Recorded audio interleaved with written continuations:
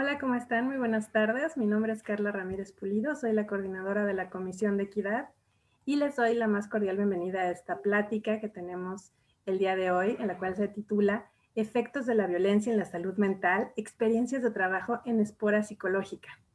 Esta vez nos acompañan la doctora Berta Blum Greenberg, la doctora Janet Esmeralda Sosa Torralba, la maestra Xochitl Quetzal Barragán Sánchez y el maestro Edgar Ricardo Ojeda Escudero.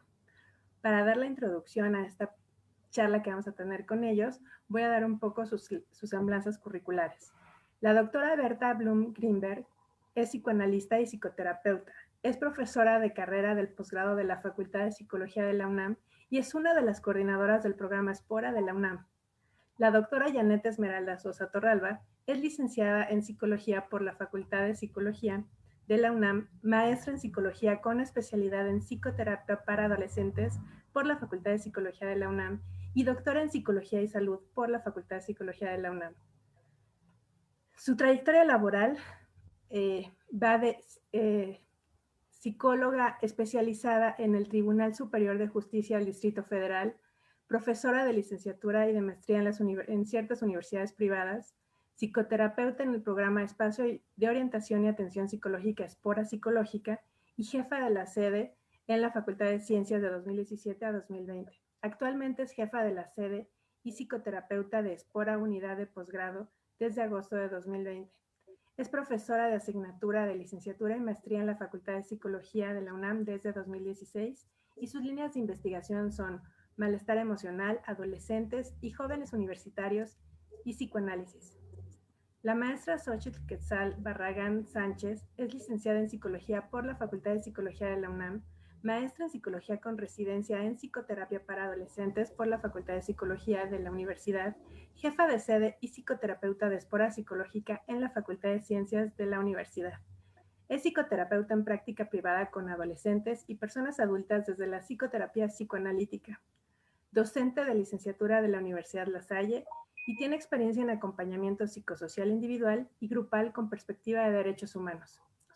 El maestro Edgar Ricardo Ojeda Escudero es psicoterapeuta en el Instituto de Educación Media Superior del Distrito Federal desde 2019 y se desempeñó como visitador adjunto realizando actividades como acompañamiento psicosocial a familiares de personas desaparecidas, así como aplicación del protocolo de Estambul a probables víctimas de tortura.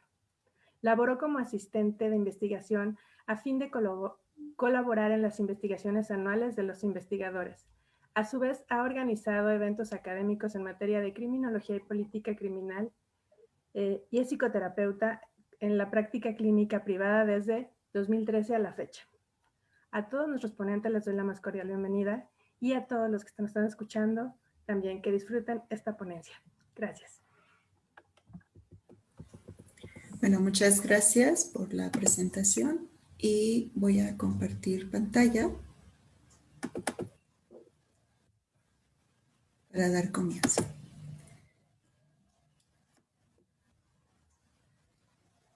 Bueno, bien, como ya se había comentado, ¿no? Nuestra ponencia se llama Efectos de la violencia en la salud mental, experiencias de trabajo en espora psicológica.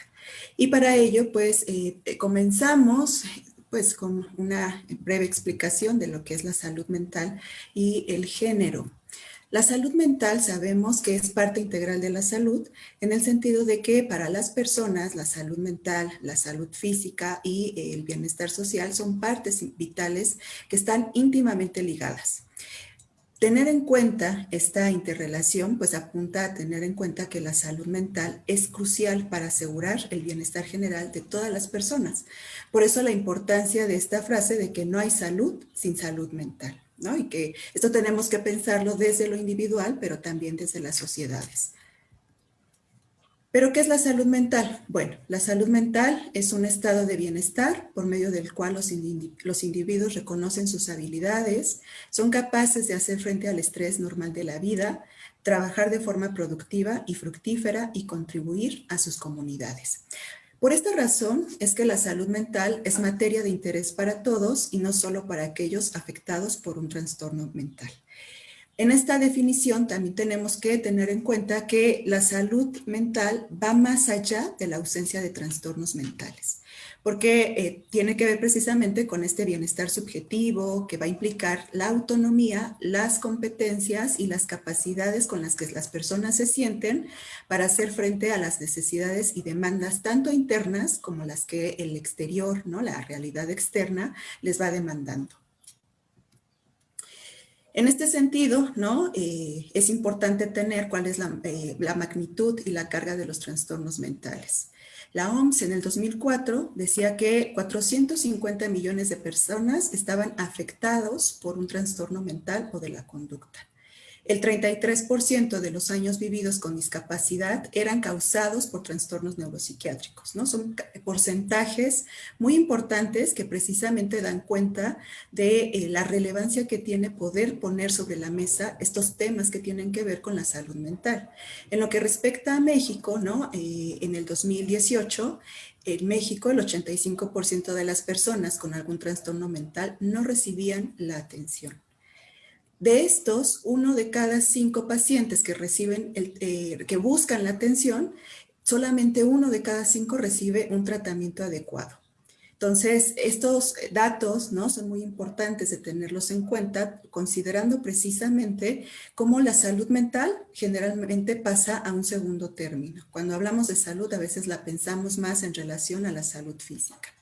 Y en este sentido, obtener un tratamiento puede tardar entre 7 y 30 años, es decir, entre que empieza el malestar, entre cómo va la persona en la búsqueda de la atención y en el momento en que lo recibe, pues nos vamos dando cuenta que la distancia pues es muy grande, ¿no? Y que en esa distancia pues se van acumulando cada vez más los padecimientos, el malestar de la persona, el sufrimiento, y que precisamente la carga creciente implica un costo enorme en términos de sufrimiento y discapacidad para los individuos y también pensándolo en términos sociales. Teniendo en cuenta esto, pues bueno, sabemos que las funciones mentales están interconectadas con el funcionamiento físico y social y con el estado de salud general. Los trastornos mentales y las enfermedades médicas están interrelacionadas, entonces sabemos que incluso la salud mental o el bienestar emocional puede considerarse como un factor de riesgo para ciertos padecimientos orgánicos. Los trastornos mentales constituyen una carga significativa para la familia porque generalmente son las familias quienes de alguna forma acompañan, ¿no? A las personas que tienen algún malestar emocional o que se están viendo afectados en su salud mental. Entonces, hablar de los trastornos mentales también es hablar de estigma, de derechos humanos y de discriminación.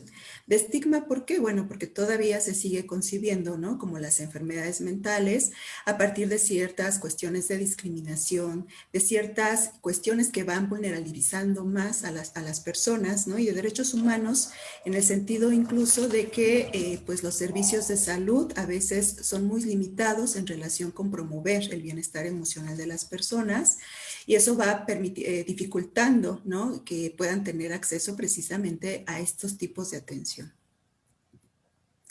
Ahora, ¿cuánto cuesta la enfermedad mental? Bueno, en costos de atención tiene que ver que se invierte en el tratamiento y el pago de los servicios, en la oferta de atención de salud mental y médica general. Entonces, la atención de alguna forma va a depender, o el que se reciba la atención, va a depender precisamente de estas posibilidades que se tenga para acceder a los servicios.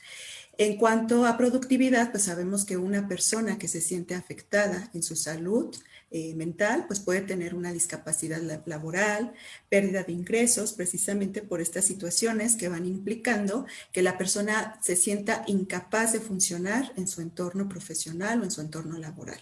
Esto puede provocar precisamente que haya una ausencia en sus trabajos y que haya una reducción en su productividad. Ahora bien, en cuanto a costos emocionales y sociales, pues hay angustia, hay sufrimiento, también puede haber, ¿no? Estos efectos colaterales del tratamiento, pérdida de vidas, estigma, exclusión social y también estas cuestiones de suicidio. En México, también este dato es muy importante tenerlo en cuenta, es que solamente se destina el 2% del presupuesto general de salud para la salud mental. Y de este 2%, el 80% es para gasto operativo, es decir, para el cuidado y la manutención de los hospitales, y solamente el 20% es para prevención, diagnóstico y rehabilitación. Teniendo en cuenta estos datos, pues vamos identificando que realmente se le destina muy poco precisamente a lo que tiene que ver el tratamiento, a lo que tiene que ver con las estrategias de cuidado de la salud mental de la población en general. Entonces, todos estos elementos, todos estos factores se van acumulando a las dificultades que va a tener una persona con un malestar emocional, con afectaciones en su salud mental, para que puedan acceder precisamente a un tratamiento adecuado, de alguna forma formado a las necesidades que va teniendo. Eso es en cuanto a salud mental en general, pero en lo que respecta a lo que tiene que ver, perdón que ya se me trabó esto, el género y la salud mental, bueno, pues también se ha visto, ¿no?, que hay ciertas diferencias en cuanto a las prevalencias en algunos padecimientos en particular, en diferentes países y culturas.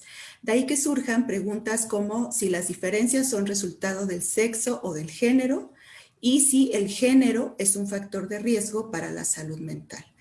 Lo que se ha visto en estas cuestiones de investigaciones científicas es que las mujeres presentan prevalencias más altas y tienen más probabilidades que los hombres de sufrir depresión y ansiedad.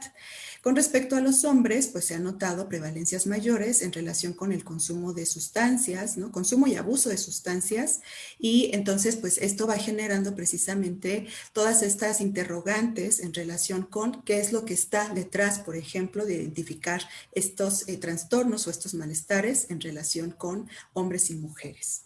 Y bueno, ¿qué es lo que se ha tomado en cuenta? Bueno, que precisamente el género es un factor que ayuda a comprender cómo el ambiente cultural y social puede incidir sobre la exposición diferencial de las mujeres y de los hombres. Y que de esta manera, ¿no?, el ser hombre o ser mujer va a implicar también el acceso a los recursos básicos para lograr una buena salud. También esto tenemos que pensarlo en relación con la gravedad y la frecuencia de las enfermedades que pueden tenerse tanto en hombres como en mujeres, así como las reacciones que estas provocan en función también de si se es hombre o si se es mujer.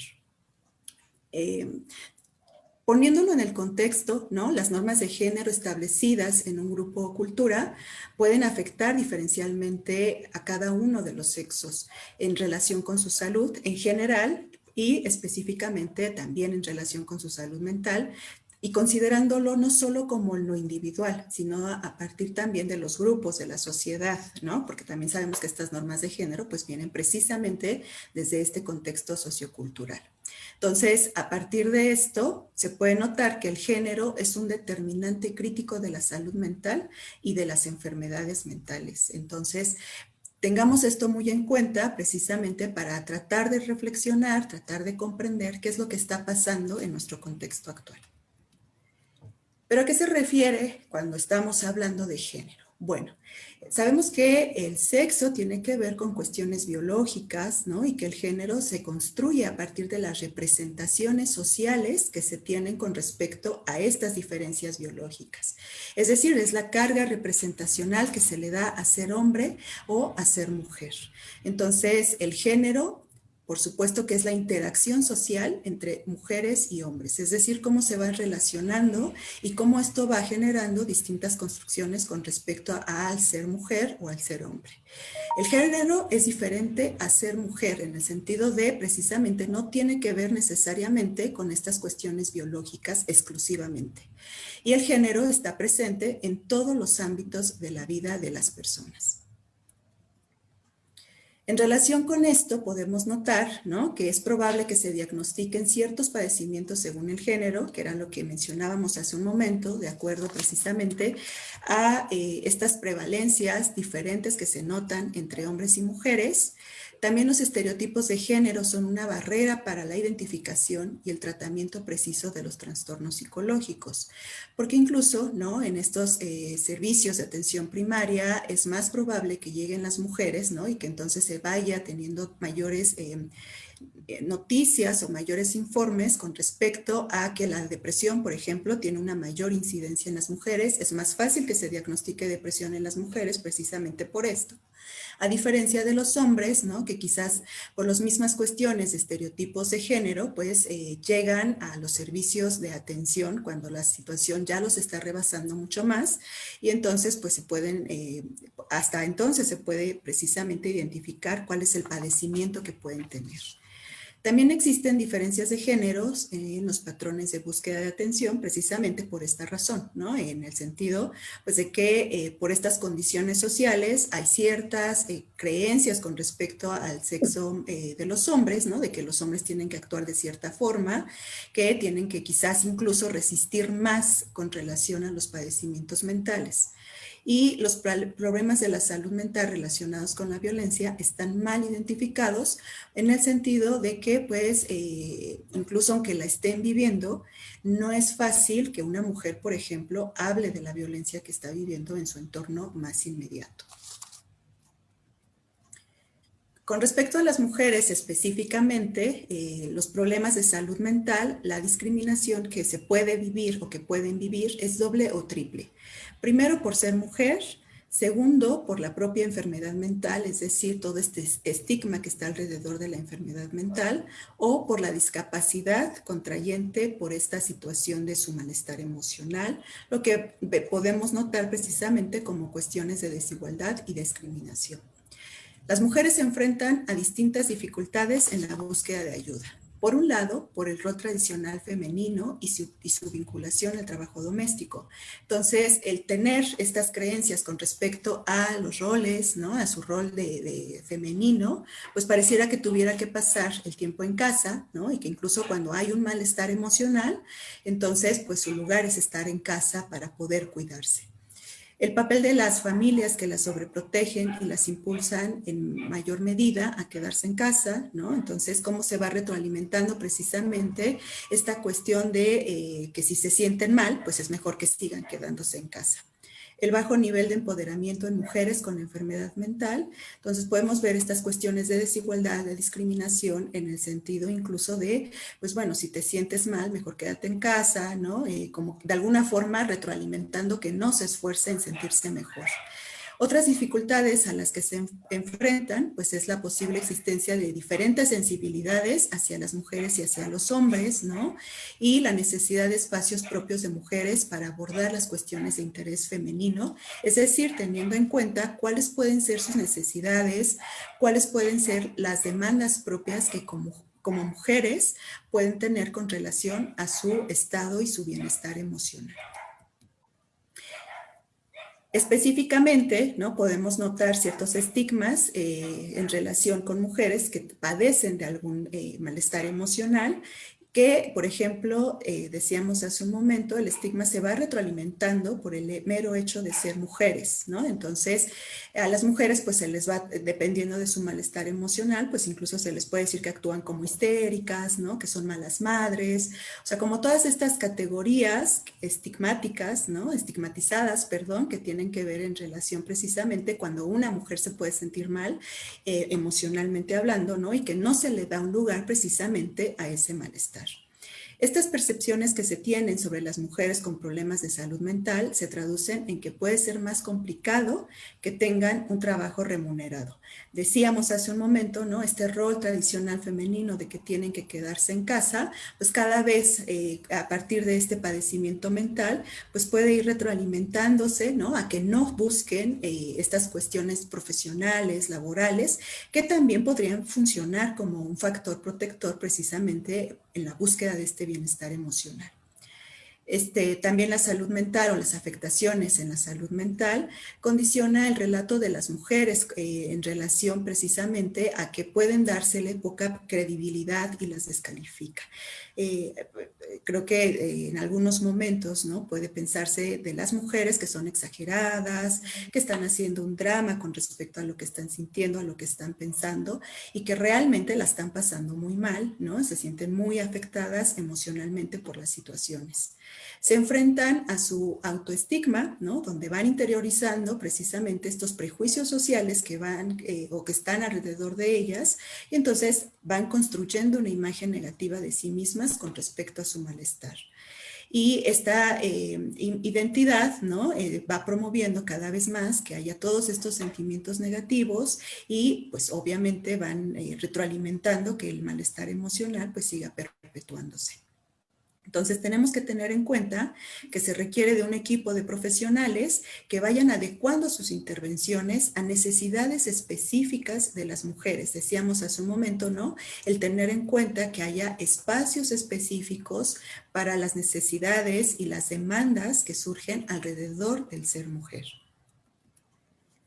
Los factores negativos asociados a las mujeres con problemas de salud mental, pues podemos notar la sobreprotección, la minusvaloración y el estigma de la familia en relación con la mujer, las cargas familiares y el rol de cuidadora que se les va representando desde que son pequeñas, la dependencia emocional y relacional con la familia, los cánones sociales sobre la imagen, el estancamiento en su desarrollo laboral y personal, y pues también es que una dificultad a la que se enfrentan es que hay menos acceso a recursos especializados. Entonces, comprender los factores que contribuyen a las desigualdades en salud e intentar resolverlos ayudaría a conseguir e instaurar las condiciones esenciales para responder a las necesidades diferenciales que se tienen en los individuos y en los grupos, con el fin de reducir o modificar los comportamientos que resultan nocivos y de riesgo para el individuo y para la sociedad, y así disminuir los obstáculos y promover la salud a lo largo del ciclo de la vida. Esto pensándolo en general. Pero si lo pensamos en las cuestiones de equidad de género en salud, se traducirá en la eliminación de diferencias evitables en las oportunidades de disfrutar de salud y de no enfermar, de sufrir discapacidad o de morir por causas prevenibles, así como tener una asignación y recepción diferencial de los recursos según las necesidades particulares de cada persona y en cada contexto socioeconómico concreto. Y para hablar más ampliamente al respecto, la maestra Xochitl me va a mencionar algunas cosas.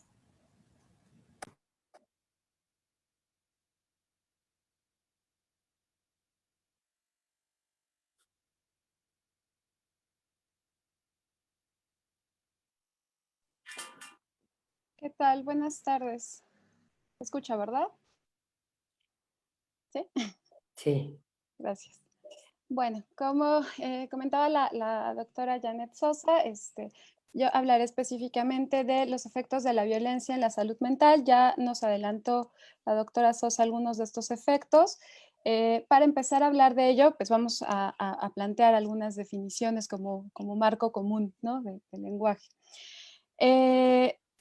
Para empezar, ¿qué es la violencia?, ¿no? La violencia implica el uso intencional de la fuerza física, amenazas contra uno mismo, otras personas, un grupo o una comunidad que tiene como consecuencia, o es muy probable que tenga como consecuencia, un traumatismo, daños psicológicos, problemas de desarrollo o incluso la muerte, ¿no? Acá habrá que destacar varios elementos, pero principalmente que implica un uso intencional, ¿no? La violencia implica un acto, ya veremos también más adelante que implica una serie de omisiones intencionales, ¿de acuerdo?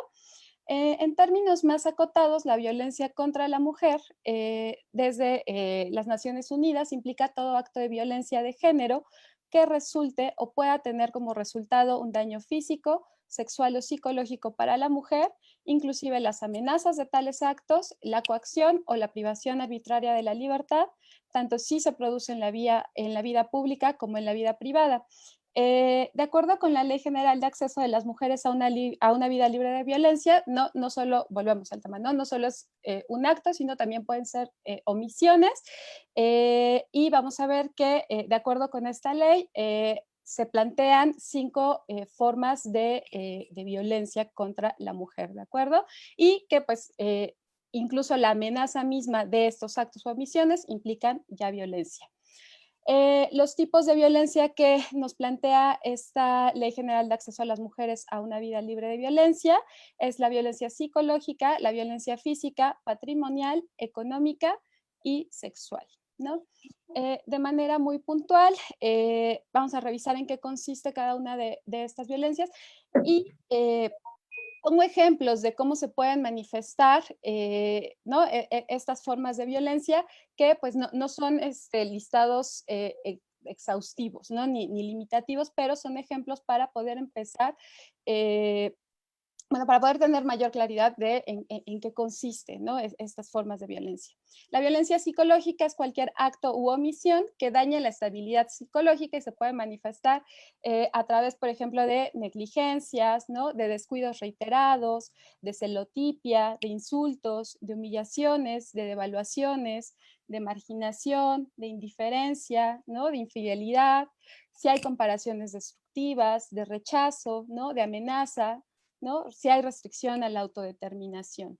La violencia física hace alusión a cualquier acto que inflige daño no accidental, daño no accidental usando la fuerza física o algún tipo de arma u objeto que pueda provocar o no lesiones, ya sean internas, externas o ambas, ¿no? De acuerdo con Álamo y Acicrón, plantean que en general en la violencia podemos encontrar ¿no? 2 vías, una activa y otra pasiva. Por ejemplo, en la vía activa encontramos ¿no? golpes, pellizcos, arañazos, empujones, jaloneos, ¿no? Bofetadas, patadas, ¿no? Y en la vía pasiva, por ejemplo, no permitir que una mujer tenga un cuidado básico, ¿no? Prohibir una adecuada alimentación, prohibir o dificultarla, ¿no? No actuar en situaciones que requieran atención médica. Por otro lado, la violencia patrimonial es cualquier acto u omisión que afecte la supervivencia de las víctimas, ¿no? En este sentido, la Ley General de Acceso a las Mujeres a una Vida Libre de Violencia plantea ¿no? que esta forma de violencia implica la transformación, sustracción, destrucción, retención o distracción de objetos, documentos personales, bienes y valores, derechos patrimoniales o recursos económicos destinados a satisfacer sus necesidades y puede abarcar los daños a los bienes comunes o propios de la víctima, ¿no? Acá, por ejemplo, podemos encontrar algunas situaciones en donde a una mujer ¿no? La pareja le oculta sus documentos, ¿no? Le oculta su identificación, le oculta, por ejemplo, ¿no? Algún certificado educativo, ¿no? Y entonces, si la mujer en algún momento quiere buscar un trabajo, quiere hacer cualquier trámite, resulta que no puede porque, no tiene ella posesión de estos documentos. Y, por ejemplo, si quiere buscar, ¿no? Algún trabajo no puede o tiene muchas dificultades para acceder a porque no tiene estos documentos básicos propios, ¿no? Porque estaban en posesión del otro. Este ejemplo lo pongo porque son estas formas de violencia que a veces, ¿no? Que nos cuesta ubicarlas como tal, ¿no? Que en esos actos ya hay ¿no? Hay una intención violenta, ¿no? Ya hay una afectación a la persona, ¿no?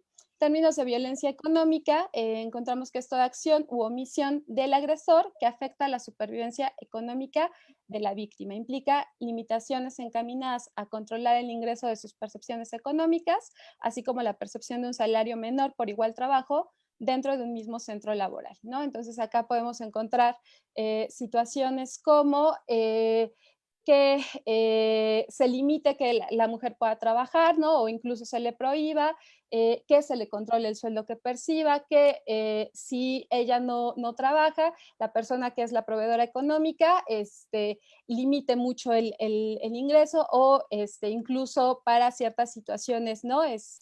¿no? Ciertas actividades no se le brinde el sustento económico, ¿no? Son formas de violencia económica. Términos de violencia sexual es cualquier acto que degrada o daña el cuerpo y o la sexualidad de la víctima y que por tanto atenta contra su libertad, dignidad e integridad física. Es una expresión de abuso de poder que implica la supremacía masculina sobre la mujer al denigrarla y concebirla como objeto. Entonces, evidentemente estos ejemplos que pongo para violencia sexual no son todas las formas de expresión de violencia sexual, no los comentamos anteriormente, les decía, pues más bien son algunos ejemplos para poder, ¿no?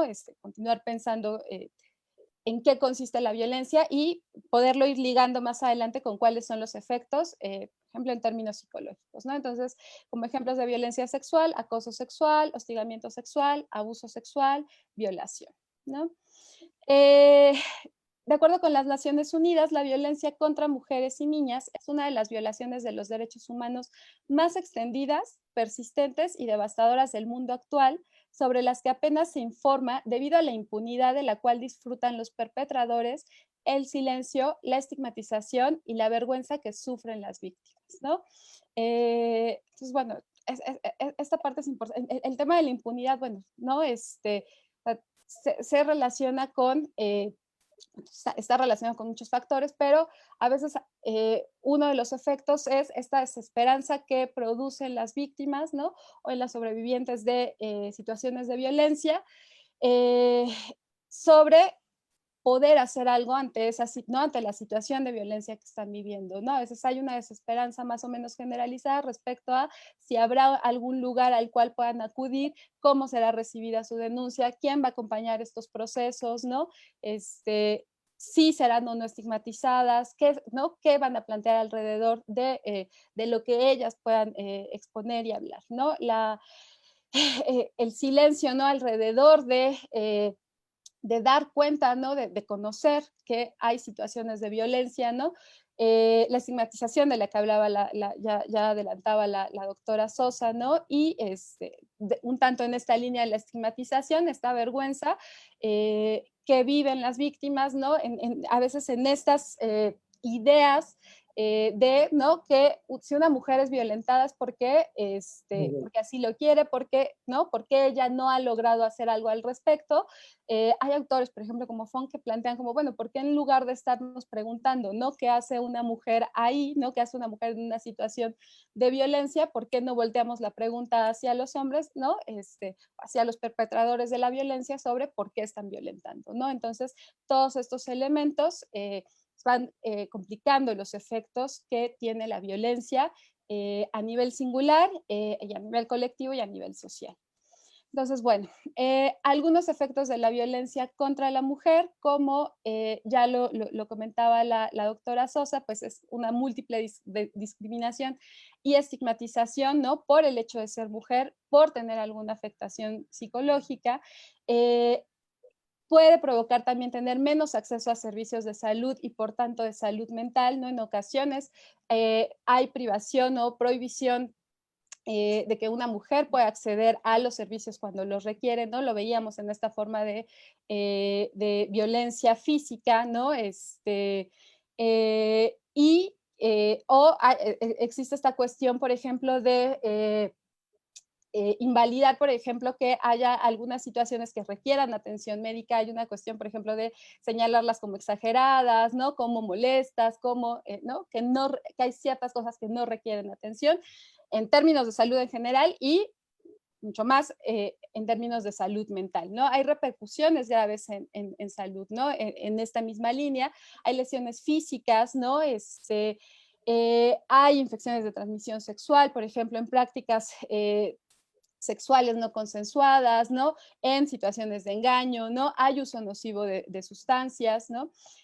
Hay consecuencias negativas directas para la salud sexual y reproductiva, ¿no? En ocasiones se niega justo el ejercicio de los derechos sexuales y reproductivos, en ocasiones, ¿no? O sea, no hay no hay una educación alrededor de esto, no se conocen estos derechos, no se priva a muchas comunidades, a muchas poblaciones de poder conocer cuáles son sus derechos y poder hacer un ejercicio pleno de estos, ¿no?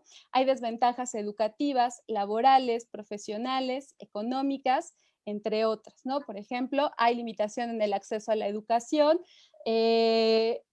Esto en ocasiones, ¿no? Esta cuestión de la limitación del acceso a la educación, en ocasiones provoca, por ejemplo, pues tener oportunidades limitadas a nivel laboral, ¿no? Y entonces se vuelve una cadenita, ¿no? Que va produciendo todas estas afectaciones, como una especie de bola de nieve.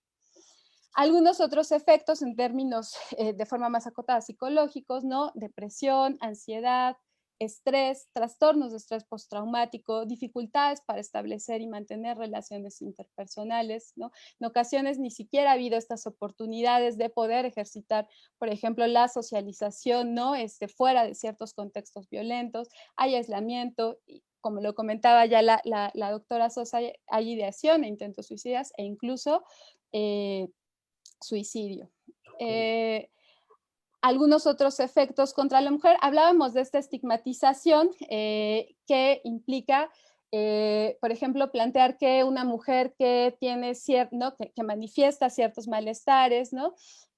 Pues más bien es quejosa, ¿no? O es histérica, o es sensible con esta connotación negativa de la sensibilidad, ¿no? O ¿no? Algo le pasa como propio de las mujeres y que se encarguen las mujeres o que se encargue ella en silencio, ¿no? Que entre menos ruido haga mejor, ¿no?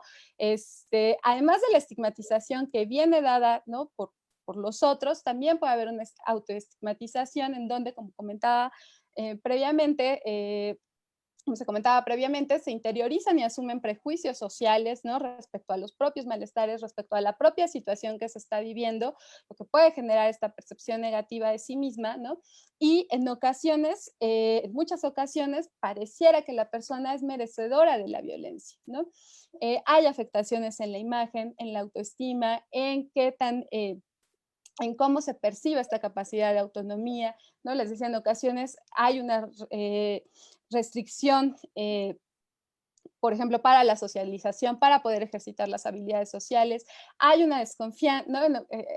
Esta parte de la desconfianza la colocaba, por ejemplo, en situaciones de agresiones sexuales, donde a veces, o muchas veces, mejor dicho, ¿no? Las agresiones sexuales son perpetradas por personas conocidas y entonces la mujer, lo que llega a pensar, una mujer lo que llega a pensar es que no supo elegir a una amistad, no supo elegir o no supo leer ciertas cosas en, ¿no? La persona con la que se está relacionando y entonces en lugar de poder pensar la responsabilidad en quien comete la agresión, lo que se hace es, ¿no? Interiorizar eso y plantear que yo soy quien no sabe elegir, yo soy quien no se dio cuenta, yo soy quien no supo interpretar, ¿no? Entonces puede haber una desconfianza en las propias capacidades en muchos ámbitos.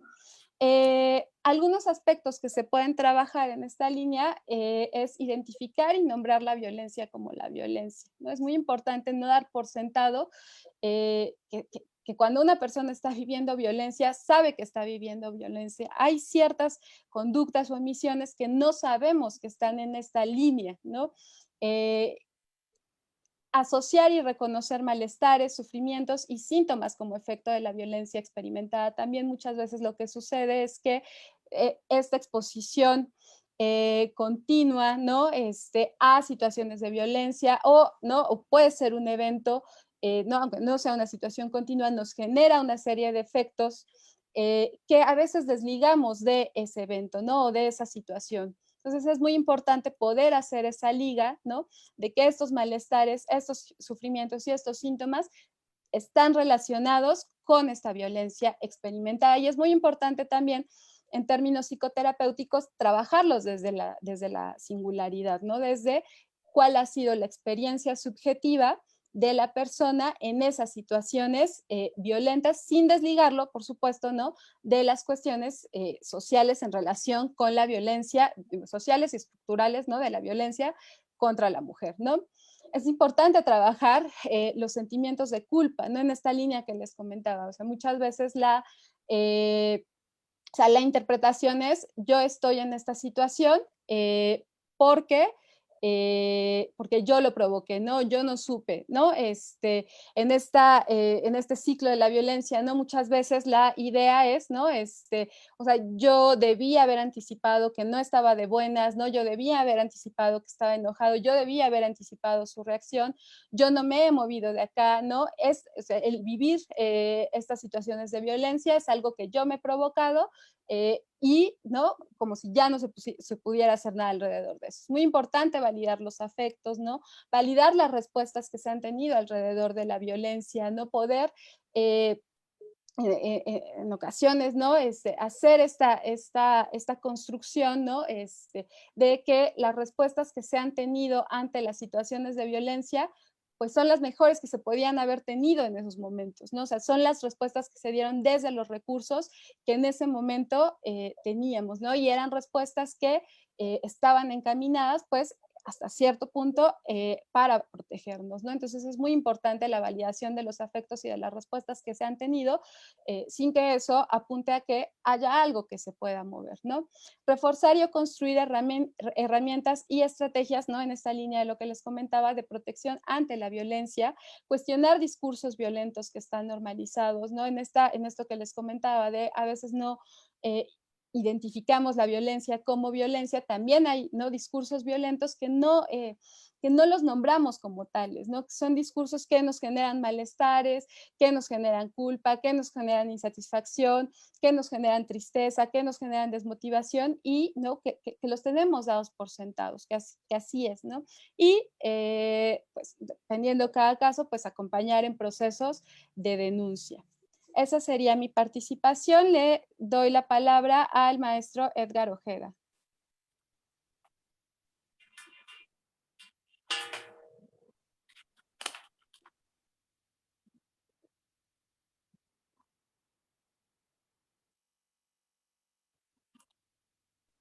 ¿Ya me escuchan? Sí, ¿verdad? Sí. Bueno, antes que nada, quisiera agradecer a las y los organizadores por, por prestar un espacio, por construir un espacio como este para poder hablar de un tema tan importante, justamente para tratar de erradicarlo, ¿no? Hace justo el 25 de noviembre, la ONU emitió un comunicado en el cual decía que aquí en México había una crisis humanitaria en relación a la violencia en contra de la mujer y que esta crisis había sido resaltada un poco por la cuestión de la pandemia, o un mucho, ¿no? Entonces, incluso se corría el riesgo de revertir décadas de progreso en materia de derecho hacia las mujeres, ¿no? Entonces yo creo que es un tema muy importante a tratar. Bueno, el tema que yo voy a hablar hoy es el proceso psicoterapéutico como herramienta para combatir las masculinidades hegemónicas. Y este tema me parece bastante importante porque justamente como lo mencionaba la maestra Xochitl hace ratito, no se puede voltear todavía completamente la pregunta a los hombres y decir, ¿tú por qué violentas a las mujeres? ¿No? Y entonces, falta mucho camino por recorrer para que los hombres realmente empiecen a hacer conciencia y cuestionar su masculinidad. Bueno, esta plática que les quiero compartir hoy está dividida en tres. La primera parte es la importancia de analizar y combatir las masculinidades tóxicas o machismo para combatir la violencia hacia las mujeres. El segundo punto es cómo se construyen las masculinidades, su relación con la violencia y por qué resulta tan difícil que los hombres la cuestionen. Y la tercera es la psicoterapia como un espacio y proceso donde se puede redefinir la masculinidad. Bueno, esta cuestión de la importancia ya ha sido recalcada por diversos organismos internacionales como la Organización Panamericana para la Salud. Aquí está un extracto de un pronunciamiento directo de la página de la Organización Panamericana para la Salud, y es la importancia de abordar la masculinidad y la salud de los hombres para avanzar hacia la salud universal y la igualdad de género, ¿no? También en este artículo lo que se menciona es algo que la doctora Janet Sosa ya había mencionado, que es la diferenciación, incluso como en la salud física y mental, que pueda haber entre hombres y mujeres, ¿no? Y la importancia de combatir esos estereotipos y de empezar a hablar de masculinidad. Por ejemplo, también en el marco del trabajo que realiza ONU Mujeres, específicamente ONU Mujeres México, existe una línea estratégica para combatir la violencia hacia las mujeres, que es promover masculinidades positivas para la construcción de un planeta y un México igualitario para todas y todos, ¿no? A mí me sorprendió muchísimo cuando justo para este día, para esta plática, estaba haciendo como una revisión de qué material había por parte de la ONU, y en ONU México hubo muchísimo material que se hizo durante la pandemia, justo por la alza de la violencia al interior de la familia, en contra de las mujeres, y pude encontrar, por ejemplo, esta guía, que se llama Guía para ayudarnos a crear espacios colaborativos en nuestra vida diaria y durante esta cuarentena por el COVID-19. A mí me pareció buenísimo que saliera tanto material en tan poco tiempo, y aquí les pongo, por ejemplo, un extracto de lo que contiene esta guía, y esta parte es para que las mujeres puedan identificar si están siendo violentadas o no, y ponen cosas como te hace sentir inferior, tonta o inútil, o que tú tienes culpa de todo. Otra, te grita, te insulta, te amenaza a ti o a tus hijos o familiares. Y ya cuestiones más graves como te encierra en tu casa, te empuja, te golpea o te amenaza con objetos o armas.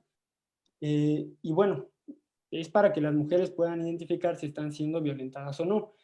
Y a mi sorpresa de encontrarme con este material, se lo estaba comentando a una mujer que yo admiro mucho y que incluso considero, y que también creo que se considera feminista, me dice, oye, pero ¿no te parece injusto? Y yo me quedé pensando, ¿cómo que injusto? Dice, si te fijas, si bien sí hay material para que los hombres reflexionen al respecto, es mínimo. Dice, casi todo el material está dirigido a que la mujer pueda identificar si está siendo violentada o no.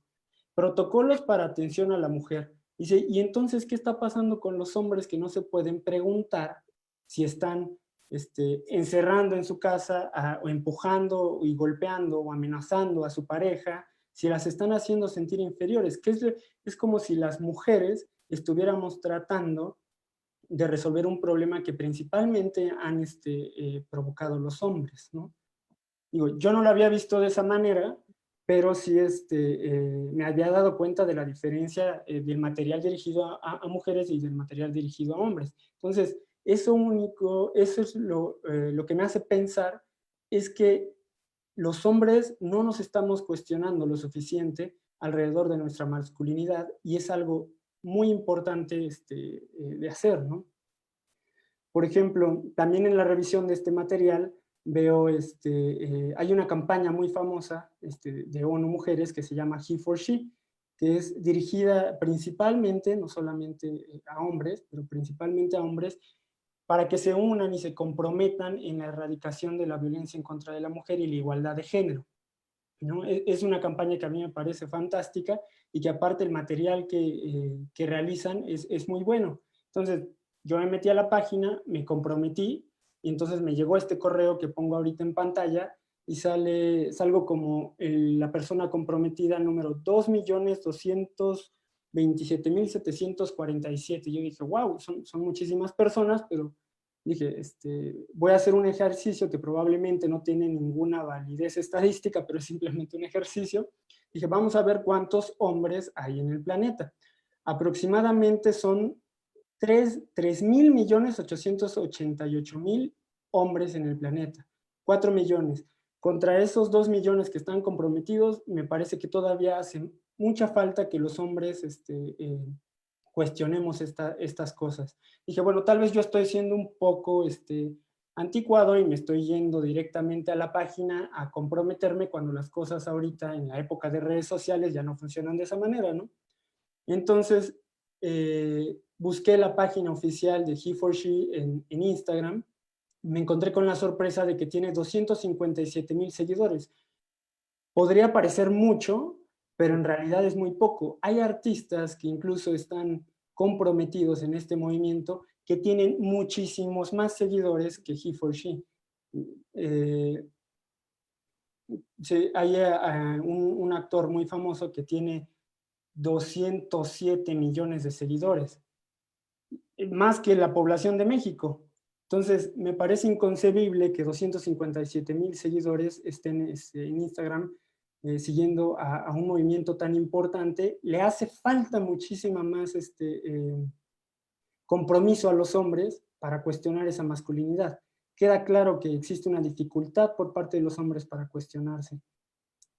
Yo me imaginé una metáfora como de una fuga de agua, en donde la fuga de agua tal cual es el patriarcado, la masculinidad hegemónica, y todo lo que se está derramando es como el daño colateral, que puede ser uno de los más graves, es la violencia en contra de la mujer. Y se crean muchísimas herramientas para tratar de solventar los daños colaterales y falta mucho para poder erradicar directamente a la fuga. Para poder combatir la fuga de una manera efectiva se van a necesitar de muchísimas herramientas. Y una de las herramientas que yo les vengo a presentar hoy es un espacio psicoterapéutico para poder cuestionar esa masculinidad hegemónica, dominante o machismo. Bueno, paso al segundo punto de esta exposición, que es cómo se construye la masculinidad, su relación con la violencia y por qué resulta tan difícil que los hombres la cuestionen, ¿no? Bueno, desde una perspectiva psicoanalítica, el género es una creación personal, además de cultural y social. Las personas toman versiones culturales y lingüísticas y las significan de manera muy particular. Está la cultura, están los mandatos que se van transmitiendo culturalmente y ya depende de cada persona cómo los vaya interiorizando, ¿no? Algo que da un poco de esperanza es que se formulan y reformulan a lo largo de toda la vida. Quiere decir que te identificas con estas masculinidades hegemónicas, pero no quiere decir que ya sean de una vez y para siempre, sino que se pueden cuestionar, ¿no? Y se pueden cuestionar en un espacio psicoterapéutico. Esto se logra a través de un proceso de identificación donde las primeras identificaciones internalizadas tendrán un efecto universal y duradero. Pero os digo, me remonto al punto anterior en donde se pueden reformular a lo largo de toda la vida, no es de una vez y para siempre. Y bueno, los padres o sustitutos, los que funjan como padres, hagan la función de padres, de madre y padre, serán los principales portadores del discurso y prácticas sociales de lo que idealmente es masculino o femenino, ¿no? Y ahí la importancia también de que padres varones vayan a psicoterapia para que puedan cuestionar estas masculinidades y transmitir algo distinto a los hijos. Bueno, Botello propone 4 ejes de la masculinidad dominante, hegemónica o del machismo. Estos 4 puntos son: la identidad masculina o hegemónica se construye a partir de no ser femenino. El segundo punto es necesidad de probar la virilidad, que digo, está claro, nada más con ver el comportamiento de muchos hombres. Y el tercer punto, la autonomía del varón se finca en la no autonomía de la mujer. Y la 4, la fragmentación de las emociones, entendida también como el no expresar las emociones y la dificultad para reconocerlas, ¿no? El primer punto, que es la identidad, se construye a partir de no ser femenino, que es, por ejemplo, hacer propios aspectos femeninos debilita a los hombres, ¿no? Desde niños, ¿cuántas veces no nos han dicho no llores como niña, ¿no? O no actúes como una niña? Y lo más grave es que a veces, pues sí nos lo dicen nuestros pares, pero a veces nos lo dicen nuestros padres también, ¿no? Luego también está la dificultad para reconocer y verbalizar necesidades personales, que creo que eso es algo fundamental y que claro, tiene que ver también un poco con este bajo cuidado de la salud, ¿no? para no reconocer las necesidades personales. Otro punto importante es de evaluar experiencias que no sean similares a las de los hombres. Este es un punto muy delicado, ¿no? Porque, por ejemplo, aquí recae como esta típica expresión machista, que a veces cuando se habla, por ejemplo, de feminicidio, muchos hombres responden que a los hombres también los matan, ¿no? Cuando realmente son cosas totalmente distintas. Ahí lo que se está haciendo es de evaluar experiencias que no sean similares a las de los hombres. Y es muy importante combatir ese tipo de pensamiento. La cuarta sería vigilar que los demás o uno mismo no tengan comportamientos femeninos. Eso se ve muchísimo en la primaria, en la secundaria, en la preparatoria, entre grupos de hombres, ¿no? Constantemente están revisando que todo mundo está actuando como un hombre debe de ser. La otra cuestión es la necesidad de probar la virilidad, que es algo constante en los hombres desde muy pequeños a la hora de relacionarse. Por ejemplo, generar temor en otras personas a través del uso de la fuerza física. Ahí entra también el tema del bullying en las escuelas. Presumir de la actividad sexual. Eso es algo muy importante y de tanta actualidad y que se tiene que cuestionar. Me quedo pensando que esto se relaciona, por ejemplo, con la gran exposición a veces de fotos de chicas que se suben a las redes sociales sin autorización y que llevó incluso a legislar al respecto, y de ahí fue que derivó la ley Olimpia y que sanciona todo este tipo de conductas, ¿no? La otra es la búsqueda de validación de ser hombre y de ser hombre heterosexual, ¿no? También ahí podemos ver que también es violento para otro tipo de comunidad, como la comunidad LGBT, no únicamente hacia las mujeres. Y, por ejemplo, ser violento contra otra persona si se ve amenazada su autoridad o dominio. Eso, claro, está dentro de los hogares. A veces cuando el hombre siente que pierde autoridad, se trata de imponer a través de la violencia. Y no interesarse por el cuidado de la salud de sí mismo ni por el de la otra persona, ¿no? Que como ya hemos visto, incluso la maestra Xochitl y la doctora Janet Sosa también ya mencionaron esa parte. Y el tercer punto, que es la autonomía del varón, no está basada en la no autonomía de la mujer. Por ejemplo, no tener responsabilidades domésticas a diferencia de las mujeres, que pareciera que eso ya quedó atrás y no es cierto, todavía continúa. No reconocer los deseos y expectativas de las mujeres que no se adecúen a los estereotipos de género, ¿no? No poder reconocer, por ejemplo, el deseo profesional, académico, que puede tener una pareja y crecer, ¿no? Y limitarlo exclusivamente a la cuestión del hogar. Esperar atención incondicional por parte de las mujeres. Y el escaso análisis de los apoyos que reciben para considerarse una persona independiente, ¿no? Dentro de esta masculinidad hegemónica o machista, está entendido que el hombre es el que sale al mundo y es el que hace cosas importantes, ¿no? Y se siente totalmente independiente, pero también nunca se pone a pensar o nunca se cuestiona por qué puede llegar a esas cosas si tiene que también lavar trastes, lavar ropa, tiene que mantener su casa bien, ¿no? Es a costa de las mujeres en muchos casos, ¿no? Todo esto es lo que se tiene que cuestionar y cambiar. La otra cuestión es la fragmentación de las emociones. Por ejemplo, canalizar a través del enojo diferentes estados emocionales. Si un hombre se siente triste, se enoja. Se siente frustrado, se enoja. Se siente decepcionado, se enoja, ¿no? Pareciera que la única expresión o única emoción que expresa es el enojo. La imposibilidad para desarrollar habilidades empáticas, ¿no? De evaluar diferentes estados emocionales de las personas con las que convive, puede ser su pareja, pueden ser los hijos, ¿no? Incluso, y las consecuencias que eso puede traer. Enojarse por no comprender comportamientos y expresiones emocionales de los demás, que ahí está la imposibilidad también para desarrollar habilidades empáticas, el punto número 2. Y después no reconocer emociones en las demás personas si no se reconocen en uno mismo, ¿no?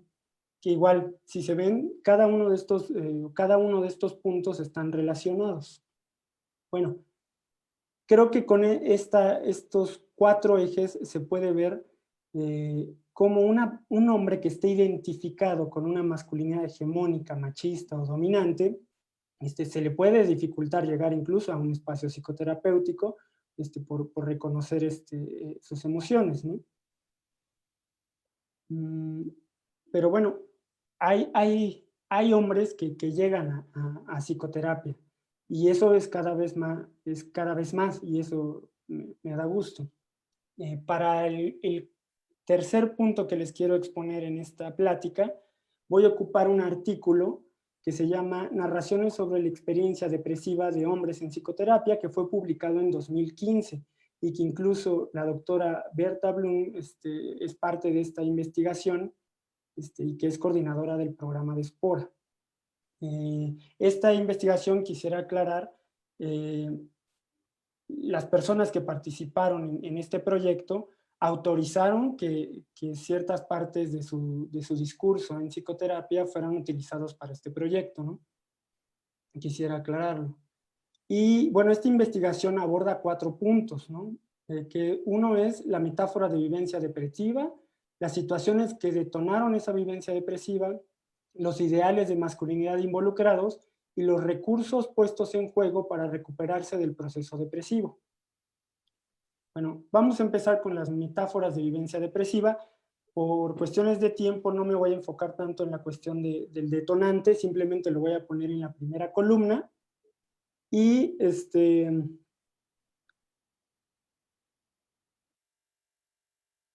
por ejemplo, aquí está, el primer caso es de X, que es un hombre de 42 años y el detonante fue la pérdida del empleo.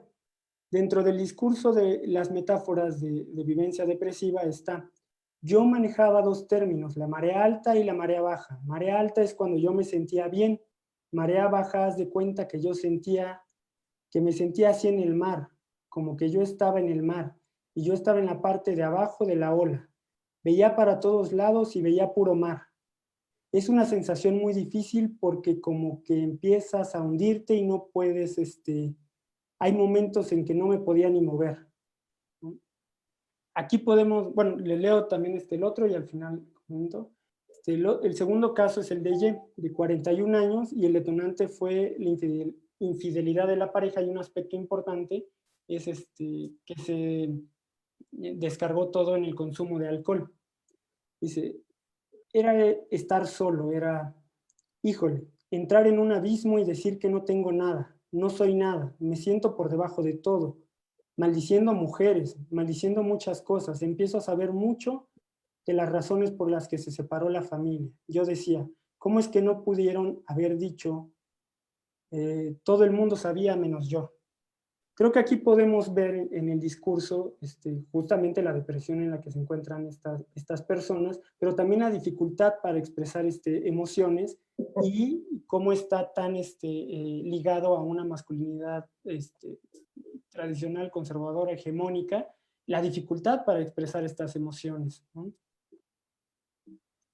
En el segundo punto se encuentran los ideales de masculinidad involucrados, que yo creo que es la parte como más, el punto más importante del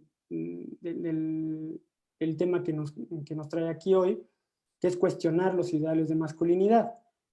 Por ejemplo, en el caso de X, yo ponía el símil con un deportista de alto rendimiento. Cuando empiezas a tener triunfos, a cómo lidiar con esos triunfos, mi estado emocional en ese momento era de una persona exitosa. Económicamente estaba muy bien, las mujeres se empezaban a acercar. ¿Se dan cuenta de todos los estereotipos y de mandatos, incluso de masculinidad, que se pueden ver en este pequeño extracto? Y por ejemplo en Y, vi que esta chica, sin problemas, me aceptó. Le dije que yo estaba aquí y la verdad es que me gustaría saber si vamos a ser novios. Me dijo que sí. Para mí fue wow.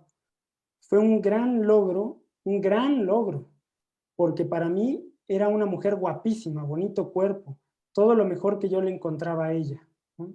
Creo que incluso no hace falta tanta explicación para detectar los ideales de masculinidad que hay aquí. El ser reconocido como un hombre como debe de ser, a partir del reconocimiento de una mujer, ¿no? Pasamos al tercer punto, que son las vivencias de recuperación, recursos puestos en juego para recuperarse del proceso depresivo. En el caso de X, pone, yo ya platiqué con ellas, con sus hijas, les dije que las íbamos a cambiar a una escuela de gobierno, pues están en una particular, se pusieron tristes y eso de alguna forma me pegó. No se lo merecen, ellas se merecen un esfuerzo más grande de parte mía. Creo que aquí, aunque todavía se pueden ver como ciertos aspectos como ese mandato de masculinidad de ser proveedor, de todas formas, aquí pueden ponerse en los zapatos de las hijas. Y me parece que eso ya indica un cierto movimiento en cuestión de la masculinidad, porque una de las dificultades de un hombre con una masculinidad dominante es la dificultad para ver las emociones en las demás personas, ¿no? De ponerse en los zapatos de los demás, de crear empatía. Y aunque todavía hay mandatos de masculinidad aquí, se puede ver ese pequeño movimiento, ese pequeño y gran movimiento, ¿no? En el caso de Y, el proceso de recuperación de la experiencia depresiva, yo supongo que aquí no hay ningún extracto como tal cual del discurso porque la persona no lo autorizó para el artículo. Entonces, ponen que el proceso de recuperación de la experiencia depresiva fue el sentido de paternidad también, ya que sus dos hijos pequeños le pidieron explícitamente que ya no tomara. Entonces, es esta misma cuestión de poder ver más allá y ponerse en los zapatos de la otra persona, ¿no? Rompiendo con ciertos mandatos de masculinidad que son la imposibilidad de ponerse, de crear empatía con los demás y de la imposibilidad de darle importancia a las emociones, ¿no? Bueno, elegí también exponer de esta manera porque creo que es importante ver y recalcar que en un espacio psicoterapéutico se pueden realizar este tipo de movimientos, de cuestionar la masculinidad. Muchas veces los hombres no llegan a un espacio psicoterapéutico diciendo, quiero cuestionarme mi masculinidad, ¿no? Creo que se puede hacer, pero creo que son raros los casos que llegan de esta manera. Más bien, las personas llegan porque están sufriendo, porque tienen un dolor, pero ese dolor tiene que ver con sus identificaciones, con su personalidad, cómo la han ido construyendo a lo largo de toda la vida, y eso es algo que se puede abordar en psicoterapia, y que creo que también, creo que estoy seguro que en Espora es algo que también se realiza, ¿no? Y bueno, con esto voy terminando.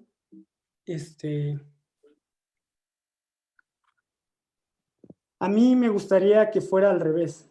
Les dejo un poquito como esto aquí. Creo que a los hombres nos falta muchísimo cuestionarnos sobre la masculinidad.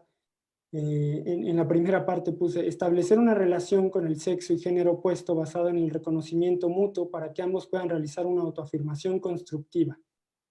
Y abajo, tratar de cumplir con los mandatos de masculinidad patriarcales a costa de mi salud física y emocional y seguir perpetuando el sistema que favorece la violencia hacia la mujer. Ojalá fuera al revés.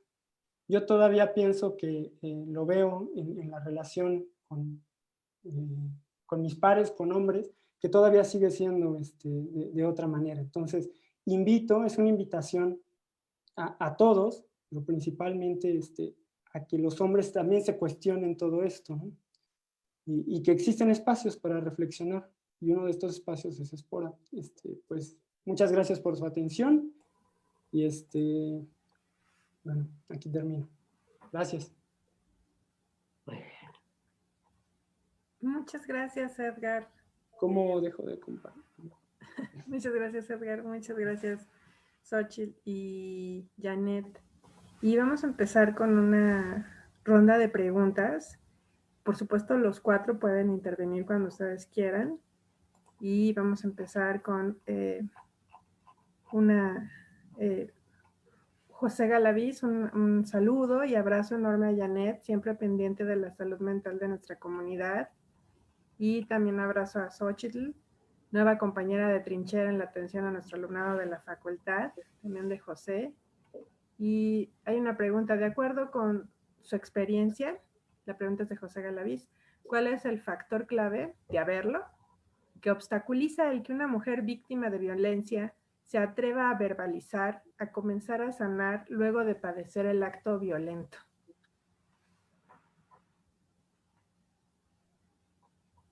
Gracias, doctor Galaviz, por los saludos. Y bueno, pues lo que pensaba un tanto alrededor de la pregunta es, bueno, no sé si hay un factor clave tal cual, ¿no? Vamos, si hay una serie de cuestiones, volvemos, ¿no? Más bien estructurales, ¿no? Sociales que atraviesan este fenómeno, ¿no?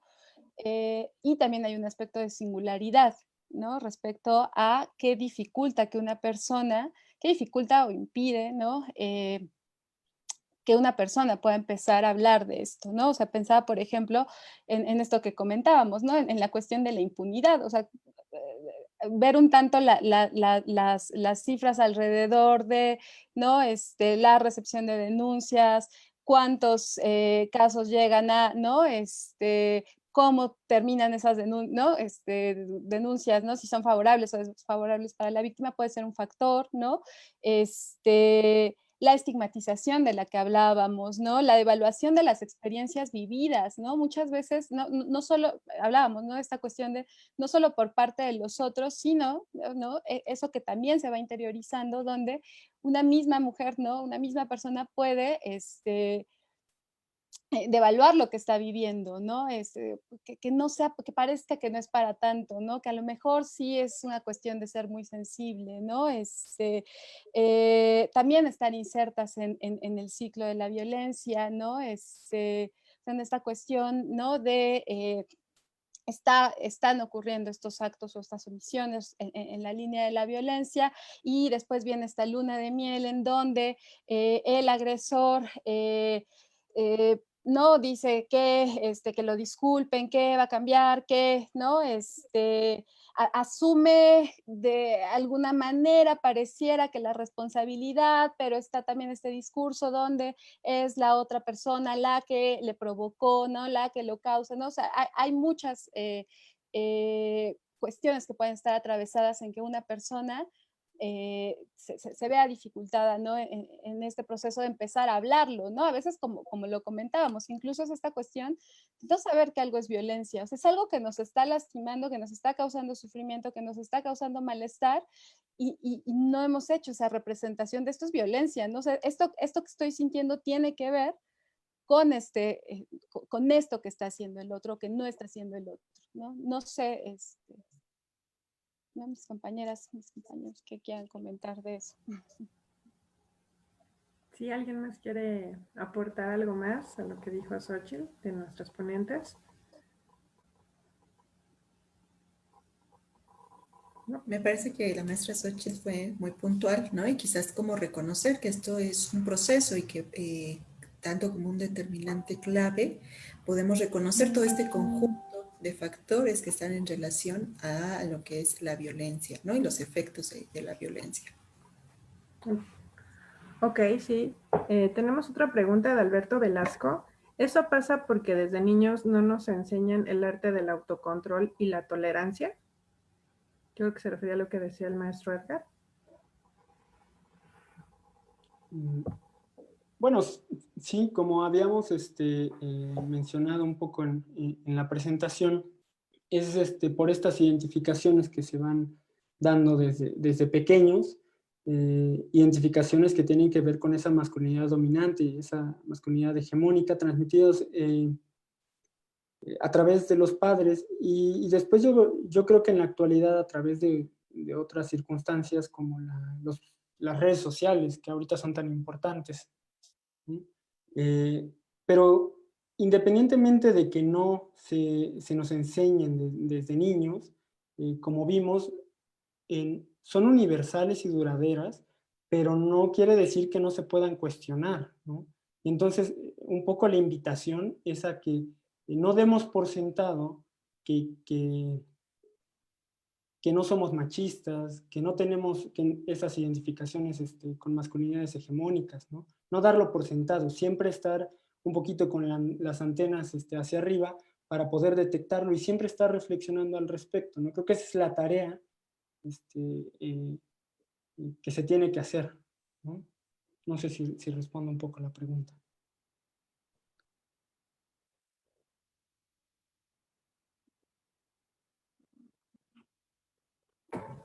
¿Está apagado tu micrófono, Carla? Perdón.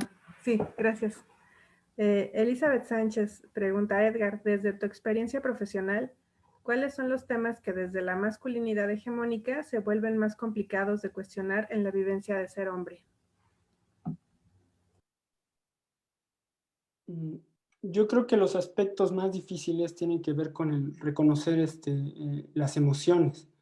Y sobre todo, bueno, eso va creando una dificultad para crear empatía con las demás, con las demás personas, con la pareja, con los hijos. Pero también algo muy importante es la cuestión de que en la masculinidad hegemónica el hombre siempre está buscando la validación por parte de sus pares, ¿no?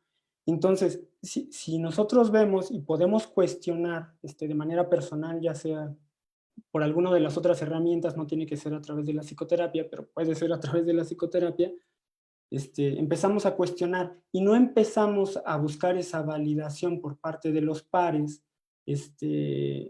también,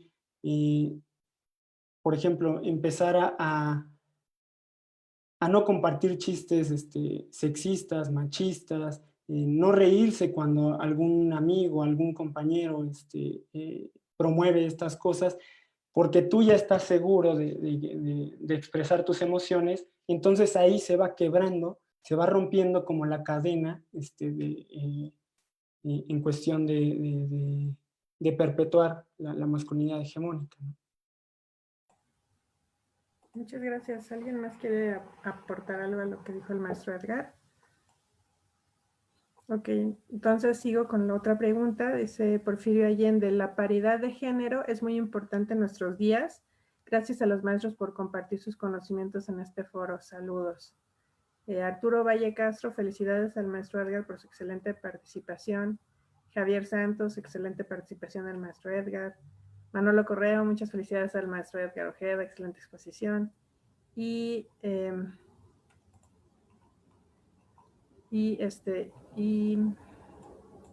hasta el momento son, creo que todas las, no, sí, hay otra de cómo hacer que el género masculino encuentre el equilibrio para no generar ningún tipo de violencia contra la mujer. Para el maestro Edgar. Bueno, yo creo que la palabra equilibrio es un buen, un buen concepto para esta cuestión, ya que incluso comentándolo con la doctora Berta Blum, veíamos que uno de los principales problemas es la cuestión como dicotómica, ¿no? Que la cuestión de las emociones únicamente está ligada al ser femenino, ¿no? Las emociones excepto el enojo, ¿no? Entonces el equilibrio podría lograrse a partir de reconocer que eso femenino o que nosotros denominamos como femenino también es parte de nuestra personalidad, ¿no? Todo el espectro de emociones que existen, también los hombres la tenemos, ¿no? Y no reprimirlas y darles una validez, no solamente en nosotros, sino también en nuestras parejas, a nuestros hijos. ¿Puedo agregar algo? Claro, maestro, adelante, claro, por supuesto. A propósito de lo que trajo Edgar, que lo hemos hablado muchas veces, no, es cuestionar lo dicotómico que trasciende lo masculino y lo femenino. Es una lógica binaria la que tenemos que cuestionar y tratar de desarmar. Femenino, masculino como contrapuestos. Lo bueno, lo malo. Lo excelente, lo pésimo. Es una lógica en la que estamos atrapados, que también tiene que ver con dominación, sometimiento. Y yo creo que esto trasciende pero está inserto el problema de género. Incluso por allí decía uno de los sujetos que trajiste como ejemplo, era lo máximo y después se cayó. Ya no servía para nada. Allí vemos otro de los ejemplos de esta lógica binaria. Y pienso que por allí es también uno de los elementos que podemos nosotros empezar a trabajar. Y no solo en los consultorios, sino en la educación escolar, en la educación en la familia, etc. Y dentro de nosotros mismos. Sí, claro que sí, maestra, totalmente de acuerdo. Es una reflexión que creo que todos debemos de hacer, tanto hombres como mujeres, para ir quitando sus estigmas y estos estereotipos binarios que tenemos presentes en cada momento de nuestra vida, en todas las situaciones, ¿no? Y hay otra pregunta de Eduardo Salazar Méndez. Además del espacio terapéutico, ¿qué otras opciones vislumbran para comenzar a cuestionar nuestras conductas violentas y machistas?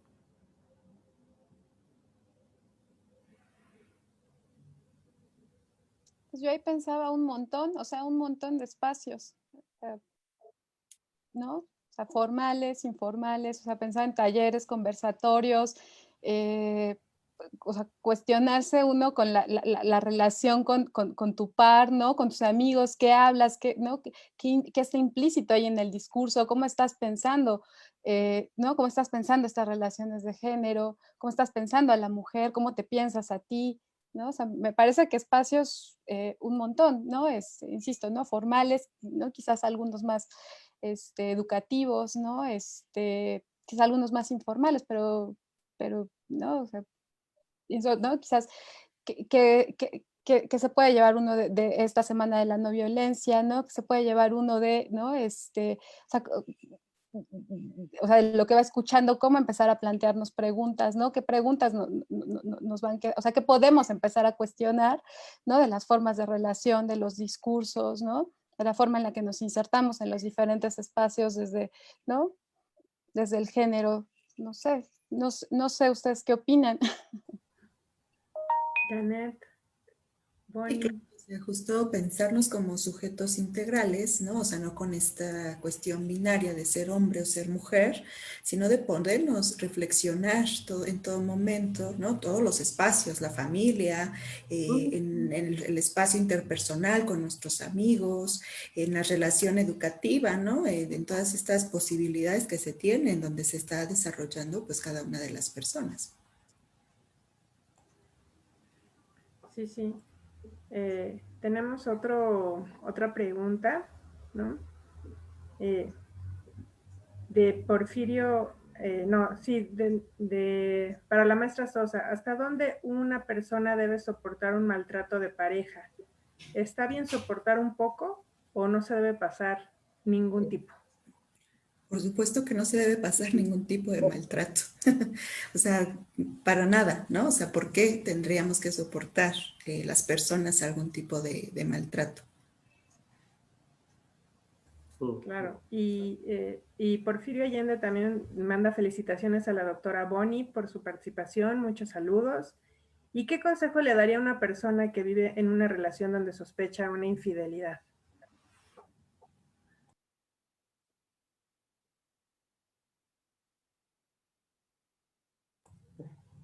Doctora Bonnie, que... ¿Era para mí la Sí, era pregunta? para usted la pregunta.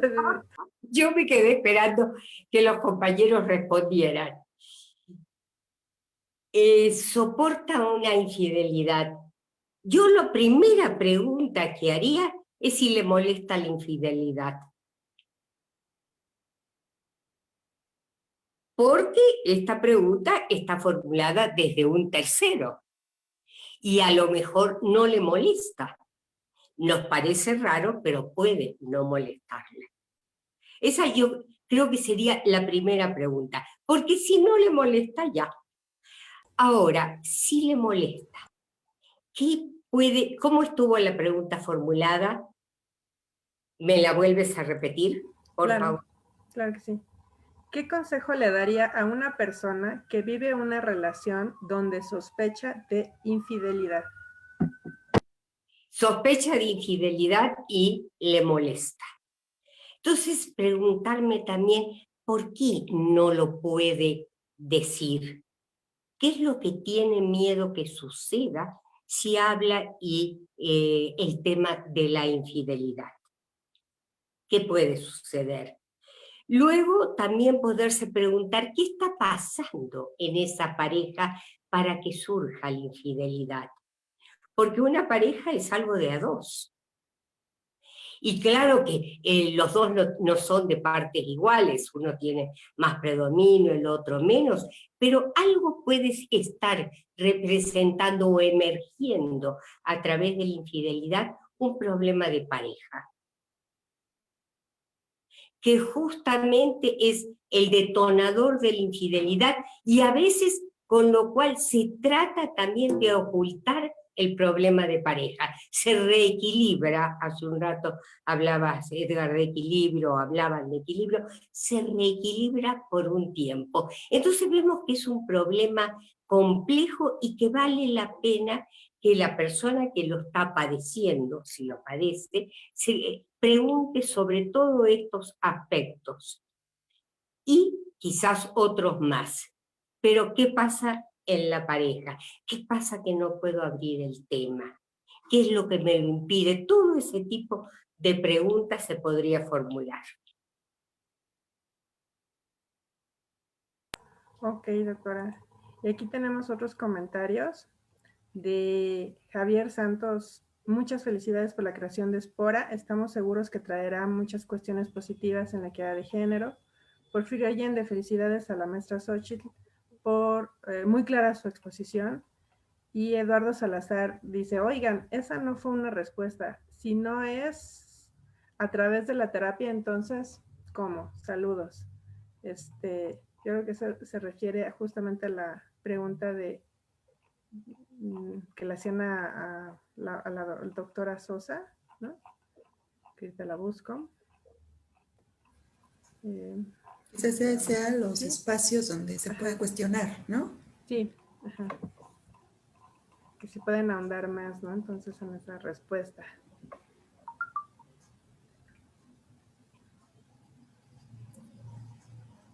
Bueno, ahorita aquí siguiendo un poquito las preguntas, veo que es, ¿qué otras opciones vislumbran para comenzar a cuestionar nuestras conductas violentas y machistas? Yo lo que puedo apreciar es que por parte de este participante hay un interés ya de cómo cuestionarlo, ¿no? Entonces, algo que ya está dado es, por ejemplo, ciertos movimientos como He4She, y hay muchísimo material al respecto que puede ayudar a que uno mismo vaya creando autorreflexión. Aparte de la psicoterapia, existe muchísimo material. E incluso yo creo que justamente él ya empezó un proceso de autorreflexión. Al decir cómo podemos trabajar o controlar o cambiar, mejor dicho, estas conductas machistas. Y yo le aconsejaría, ya que empieza con este proceso de autorreflexión, que continúe y continúe también con los amigos. Estos son otros espacios donde se pueden desarrollar estos temas. Muchas gracias, me parece ya muy completa la respuesta, pero Eduardo Salazar, si no es así, adelante, ponnos otra pregunta, ¿no? Manolo Correa, al maestro Edgar, ¿qué acciones considera serían las más importantes para comenzar a erradicar la violencia de género en nuestro país?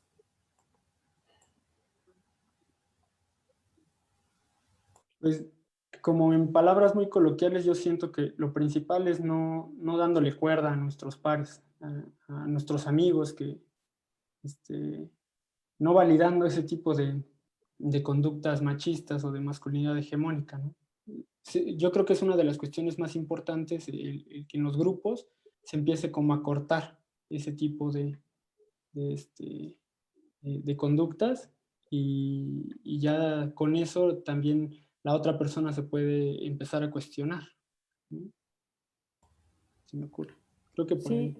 Sí, gracias. ¿Y cómo, es una pregunta mía, cómo cortamos justamente esa rueda de violencia, ponerle a un amigo un límite? ¿Cómo sería una buena manera de decirle, oye, eso está mal?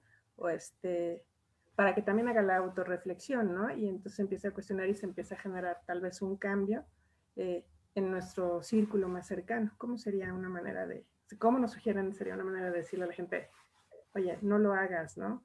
Sin también, pues, a lo mejor herir mucho susceptibilidades, o es irremediable, o ¿qué nos recomiendan?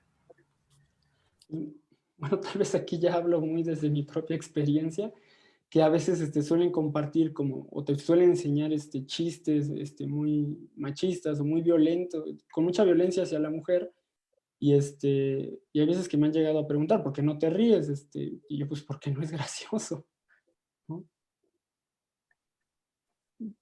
Es algo que comparto también un poco desde mi experiencia.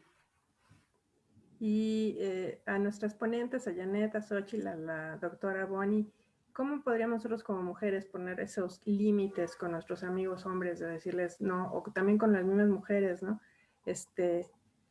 Para justamente ir creando una nueva cultura de no violencia, de respeto a los demás, de que se haga una autorreflexión, de que estamos repitiendo patrones que tal vez no sean los más adecuados, ¿no? Y que aunque los hemos repetido desde chicos o nos lo han enseñado, pues tal vez es momento de un cambio. ¿Cómo nos recomiendan hacer eso? Xochitl, ¿empiezas tú? Sí, estaba pensando, es que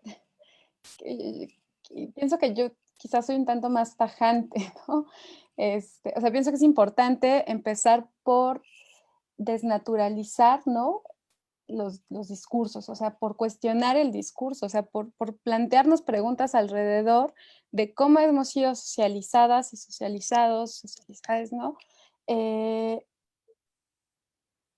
A mí me parece que está puesto en preguntarnos, ¿no? En plantearnos preguntas alrededor, ¿no?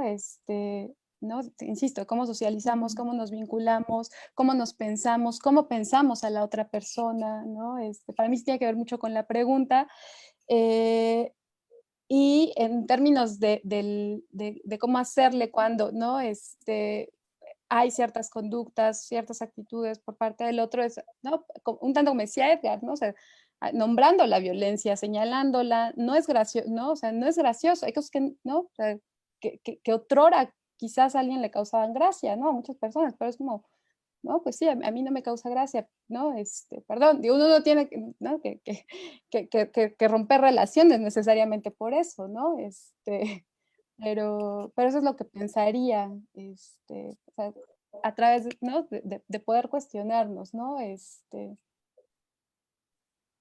Claro. Y yo seguiría con lo que tú planteaste, Xochitl. No me hace reír, no me gusta tampoco. ¿Y a ti te gusta eso? Preguntar también. Lo mismo hace un momento hablábamos de cómo cuestionar las conductas machistas.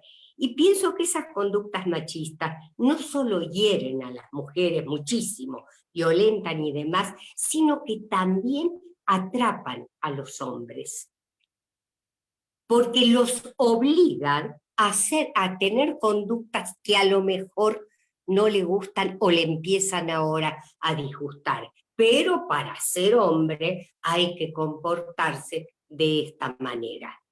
Entonces, no solo el daño ajeno, que es muy importante, esta violencia, sino el propio daño interno o la situación de atrapamiento en la que se pueden encontrar. Y allí sí, seguir desarmando las masculinidades hegemónicas.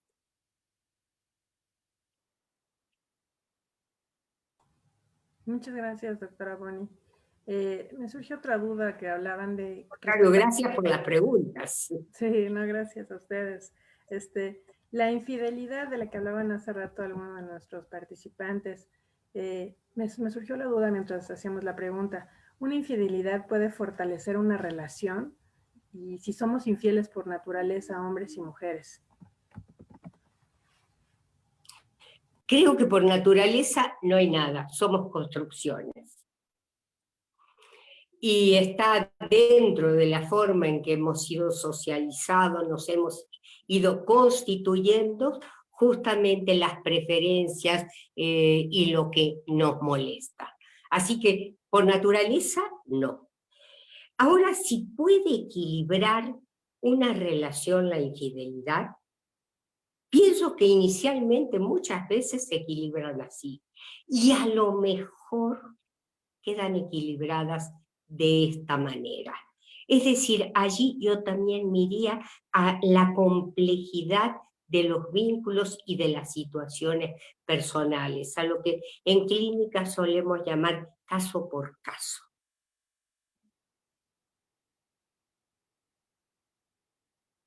No sé si con esto más o menos Sí, claro que sí. respondo. Sí, claro que sí. ¿Alguien más quiere agregar algo? Janet, Xochitl, Edgar.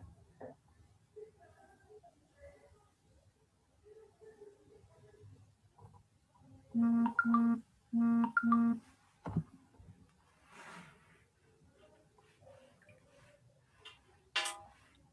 bueno, más que con esta última pregunta, también me regresaron tanto a la anterior, ¿no? Como en esta idea de la no violencia activa, que tiene que ver con la no cooperación, ¿no? O sea, como no operar, no cooperar en la línea de la violencia, ¿no? O sea, disculpen, me quedé un tanto pensando en eso. No, está muy bien. Puedo agregar algo, y ya que hablamos tanto de violencia, yo quisiera diferenciar la violencia malsana, patológica, mala, de la cual hemos estado hablando, porque hay una violencia que está al servicio de la vida. Incluso desde la etimología de la palabra violencia, que es bio, vida. Y me recuerdo de una frase que hace años leí en un libro: el que quiere nacer tiene que romper un mundo. Germán Hesse, El lobo estepario. Me acordé recién del nombre del libro. Pero yo creo que sí, que hay situaciones donde esta violencia, esta fuerza se pone al servicio de la vida, se pone para terminar ciertas situaciones. Una separación de una pareja que se lleva mal es una situación violenta, y no me refiero a golpes, nada de todo eso que sería esta violencia negativa, malsana, sino es violento terminar un vínculo. Es violento. Las separaciones incluyen dimensiones de violencia. Entonces, me parece importante poder diferenciar, lo hacen algunos autores a esto, entre esta violencia al servicio de la vida y la violencia patológica, destructiva. Sí, doctora, tiene toda la razón. Y tenemos otro comentario de Angélica SC.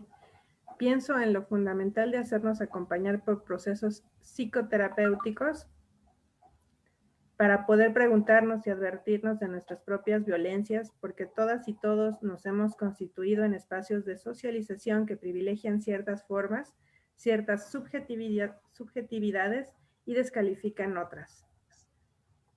¿Qué piensan de este comentario que nos hace Angélica SC? Sí, que le añadiría también, pensaba, ¿no?, en esto de, incluso como psicoterapeutas, la responsabilidad de pensar esto que está planteando Angélica, ¿no? No dar por sentado que él o la psicoterapeuta, ¿no?, ya trabajó, ¿no?, desmontar ciertos discursos, ciertas formas de socialización, ¿no?, estar advertidos de, ¿no?, de que es importante hacer estos ejercicios, ¿no?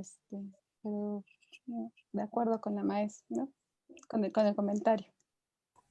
Ok, los demás, Janet, Edgar, Bonnie, ¿quieren agregar algo? Yo solamente agregaría justo como esta parte de la construcción de la subjetividad, ¿no? Y que en relación con eso, pues como terapeutas, como psicoterapeutas, lo tenemos que pensar siempre en el caso por caso, añadiendo a este comentario que menciona Angélica, en el sentido también, ¿no?, recalcando lo que decía la doctora Bonnie, pues pensar precisamente que cuáles son las afectaciones que tiene cada una de las personas que llega con nosotros y a partir de eso, de cómo va representando este malestar, esta subjetividad que ha venido construyendo, trabajar con ello. Muchas gracias. Y para alguien que está ahorita sufriendo algún tipo de violencia que se le esté padeciendo o que haya visto, haya sido un tercero viendo un acto de violencia, ¿podrían recurrir a ustedes en Espora, en el caso de la Facultad de Ciencias, si fueran comunidad de la Facultad de Ciencias, alumnos? ¿Qué tienen que hacer para poder tener una sesión con ustedes? O sea, ¿cuál es el proceso que tienen que seguir los alumnos? ¿Pueden ir académicos? Si nos pueden aclarar esas cosas para nuestra audiencia, por favor. Sí, la atención psicoterapéutica en Espora está dirigida a la comunidad estudiantil de licenciatura, es exclusivamente para los estudiantes, las y los estudiantes. Para acceder al programa hay que ingresar a la página de Espora. Voy a dejar el enlace. Bueno, es espora.unam.mx y con los datos que utilizan para servicios escolares hay que ingresar al sistema y llenar una solicitud en donde pues bueno, nos comentan algunas cuestiones como si han tenido atención psicológica previamente, la sensación, ¿no? Cómo se sienten actualmente, el motivo de consulta, áreas afectadas y los horarios disponibles que tienen para asistir a sesión. Esta solicitud ingresa en una lista de espera y pues conforme se van liberando los espacios, vamos citando a las personas que han solicitado la atención. La lista de espera es larga, como en general la comunidad de ciencias lo sabe, pero pues bueno, hacemos, ¿no?, todo lo posible por atender de forma, ¿no?, lo más pronto posible las solicitudes, ¿no? Ok. Y junto con PACTE se encarga de hacer justamente la atención a casos de violencia de género de la Facultad de Ciencias, y ustedes pueden atender otro tipo de casos, ¿no? Y en caso de que lleguen directamente a Espora, lo canalizan con PACTE, ¿no? Y viceversa, ¿no? Si llegan a PACTE y es otro tipo de violencia, lo pueden atender o lo canalizan a Espora, a esa persona que llega ahí. De tal manera que se crea una sinergia y se crean varios espacios para atender distintos tipos de situaciones, ya sea violencia psicológica o violencia de género, que ayudan a toda la comunidad, en este caso de la Facultad de Ciencias, en el caso de Espora psicológica de toda la universidad, dependiendo del espacio, ¿no? Para seguir coadyuvando a erradicar todo este tipo de violencias. ¿Sí? ¿Es esto correcto? Muy bien, ¿no? Pues los invitamos a seguirnos, ¿no? A seguir esta semana de la no violencia, y tenemos 2 áreas donde pueden atenderlos para diferentes tipos de situaciones que estén pasando, como violencia, bueno, o alguna situación de violencia, en este caso de género, sería con PACTE, y con otro tipo de violencias u otro tipo de situaciones que requieran atención con Espora. Pero pueden llegar a alguna de las dos, en el caso de que no tengan bien definido, y se canalizará a la instancia correspondiente. Angélica SS dice que, no, esa ya se los dije, perdón. Porfirio Allende, en la Facultad de Derecho de la UNAM no hay Espora. ¿Cómo hacerle para atender casos de esta especie?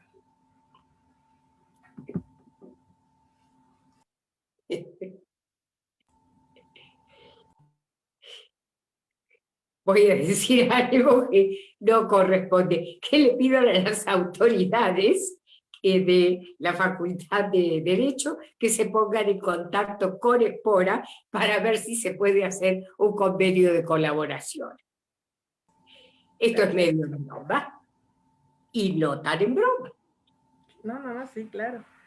Sí, estos programas salen por convenios, por establecerlo las autoridades de cada uno de los planteles, y ya se definen los tipos de casos que se van a atender dependiendo de todas las unidades que se creen en cada una de las facultades o posgrados.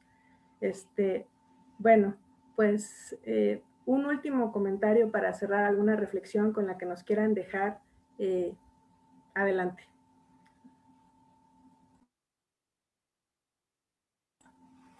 Xochitl, ¿quieres empezar? Lo estoy pensando, pues, o sea, la verdad es que lo que me viene a la cabeza es pues esta responsabilidad conjunta, ¿no? Y también en lo singular, y este compromiso de detener la violencia contra la mujer, ¿no? Que es lo que nos convoca en esta semana, ¿no? O sea, poner al servicio, ¿no?, todos los recursos que sean necesarios para detener la violencia contra la mujer, ¿no? Hay un compromiso y una responsabilidad desde los diferentes ámbitos. Pensaba en esta pregunta que planteaba Eduardo, ¿no? De, bueno, si no es en terapia, ¿dónde no es? ¿No? O sea, de poder estar, ¿no? O sea, de detenerla. O sea, sí, disculpen que sea tan concisa, pero hay que pararla, ¿no? Muy bien. Yo agregaría, ¿no?, en esta cuestión de reconocer las implicaciones que tiene la violencia a nivel individual, a nivel colectivo, ¿no? Y que estas implicaciones quizás no se les da la importancia con respecto a la salud mental en este sentido, y que es muy importante tenerlo en cuenta, que retomando la frase con la que iniciaba, no hay salud sin salud mental. Y precisamente podemos contextualizarlo desde el ámbito de la violencia y todas las afectaciones que ésta puede tener. Muchas gracias, Janet. Edgar. Pues simplemente reiterar la invitación a todos a reflexionar un poquito sobre qué conductas podemos estar promoviendo en concordancia con las masculinidades hegemónicas y cuestionarlas, ¿no? Es una invitación nada más. Muchas gracias. Y doctora Boni, para cerrar con broche de oro, ¿qué reflexión nos deja? ¿Qué nos quiere compartir para que sigamos cambiando esta parte de la cultura, ¿no? Retomaría lo que dijeron y la frase de Xochitl: terminar, acabar con la violencia contra las mujeres y destrampar a los hombres de esta cultura machista en la cual están insertos y en la cual los tiene también atrapados. Y no podemos pensar en acabar con la violencia contra las mujeres si no tomamos en cuenta el desarmar y ayudar a los hombres para que puedan salir, cuestionar y salir de la masculinidad hegemónica. Muchas gracias a todos ustedes. Muchas gracias, doctora Boni. Muchas gracias, doctora Janet, maestra Xochitl, maestro Edgar. Nos han dejado una serie de reflexiones muy importantes hacia nosotros mismos y hacia el exterior de cómo ir cambiando esta cultura machista, en particular todo este machismo hegemónico del cual hablaban. Y los quiero invitar a todos a unirse al concurso que vamos a tener a las 8, de 8 a 8 y media, por medio de Zoom, retos deportivos, selecciones femeniles y varoniles de la Facultad de Ciencias, la cual va a coordinar el biólogo Melchor Maciel Magaña, nuestro coordinador de actividades deportivas. Y bueno, para que se sumen, va a haber algunos premios si quieren sumar. Y el martes 1 de diciembre los exhorto a otra conferencia que va a estar muy, muy, muy interesante, que es la Ley Olimpia y la Violencia Digital. Y nos la va a dar nada más y nada menos que Olimpia Coral Melo Cruz, quien fue justamente la fundadora del Frente Nacional para la Sororidad Colectiva Nacional y fue, bueno, la persona que estaba promoviendo justamente y obtuvo ya que se legislara de manera formal la Ley Olimpia, la que mucha gente estamos pues, ávidos de conocer más para el 1 de diciembre. Sin más por el momento, les agradezco su presencia a todos los que nos están acompañando a través de las redes sociales y a nuestros ponentes, de nuevo a nombre de la facultad y de todos los que formamos la Comisión de Equidad, PACTE, Espora misma y otros integrantes.